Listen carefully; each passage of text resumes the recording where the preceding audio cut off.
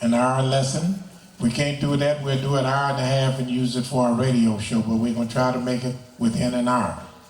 But before we embark on this subject, we got a few letters by way of the internet and by way of the class that we're going to address for you all that have been puzzling me and others around me.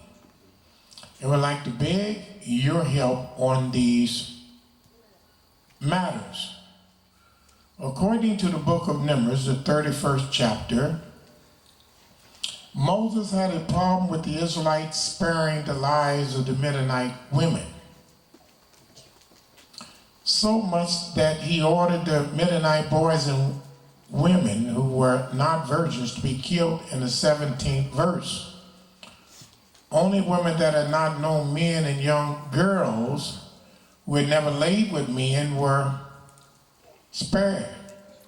Furthermore, the young girls are to be kept by the Israelite men, since it states in the 18th verse. Why were the young girls and virgin women to be given unto the Israelite men? Also, according to Deuteronomy 20:13 and 14, it states that women and young ones, as well as other possessions, were to be taken if the Israelite man met a hostile city. In this instant, not only virgins were taken. Number two, why and what purpose were the young virgin girls and women to be given to the Israelite men? For what purpose? Second question, what is the reason for the contrast between the law of Deuteronomy 20 and Numbers 31 concerning what should be taken from the enemy city and the land, besides the fact that women were responsible for the trespass of the Israelites regarding the matter of Purah? Number three, with child marriage or young virgin brides ever in demand or practiced in any way in early Israelite society? Number four, is there an explicit law forbidding child marriage, or what we may call pedophilia today, especially in the Torah or in the prophets? How can we now successfully defend the Almighty's words opposing the practice of pedophilia against a Muslim regarding these verses? Respectfully, Israel. All right. Well, Israel, we're going to try to address all your concerns after our lesson today, but I promise to try to get to Isaiah, the 53rd chapter. And we're going to try to do that. And then we're going to see if we can embark on your many questions about who an Israelite can marry or not marry. But right now, we're going to ask you to turn your scriptures to the book of Isaiah, the 53rd chapter.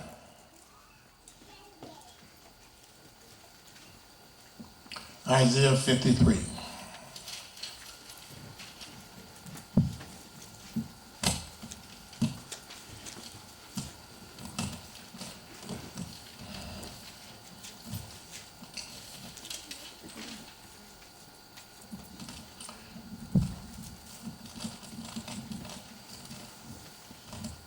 Also, I have an announcement to make for the internet audience.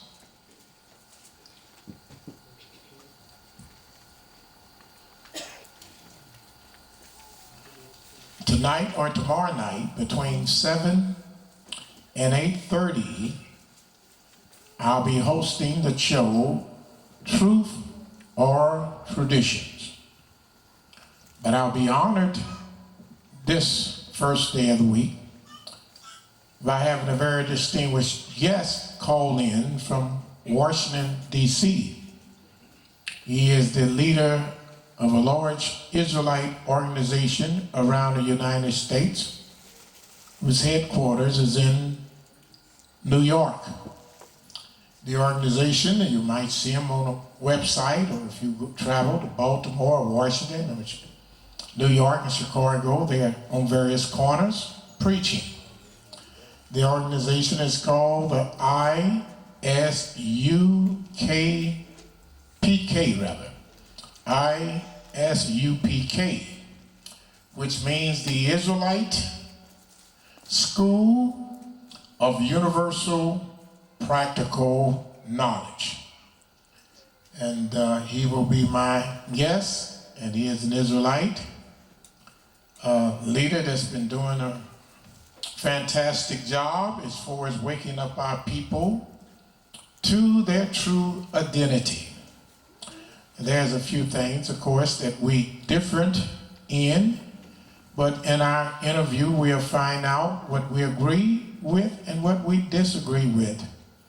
And we gonna give him a peace offering, and hope he accepts it. And all we want is the truth, the whole truth, and nothing but the truth.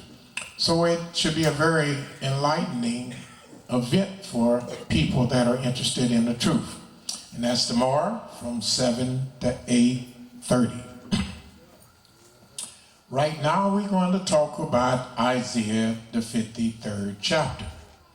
This is the chapter in the Holy Scriptures where many people of the Christian persuasion believes that Christ is being identified.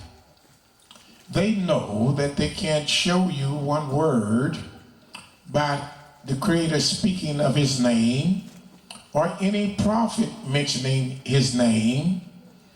And they say, well, that's very sad, but we know beyond the shadow of a doubt that Isaiah, the 53rd chapter, is talking about our Messiah. And if in fact, if this is not speaking of him, then who is Isaiah, the 53rd chapter, speaking on? Well, that means that we had to study. And how did the Creator tell us to study? Line upon line, doctrine upon doctrine, precept upon precept, here a little and there a little.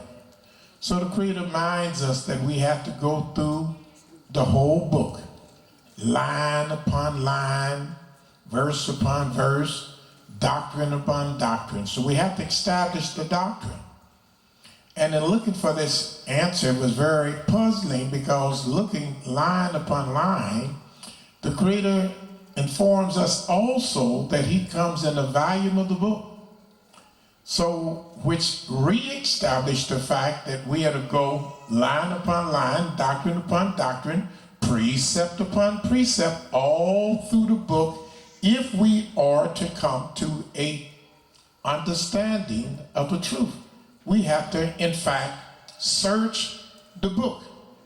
And in searching the book and looking for a doctrine that established an individual as somebody that was sent to earth to die for our sins, it was very difficult for us to find an individual. Matter of fact, it was impossible for me to study the scriptures diligently and say, hey, there is a doctrine that speaks about somebody coming and dying for our sins. There is a doctrine that's spoken about that mentions the fact that someone is going to come and die for the sins of the world. There is a doctrine that's spoken about where God is going to send his Son to rule the world, and his name is Christ.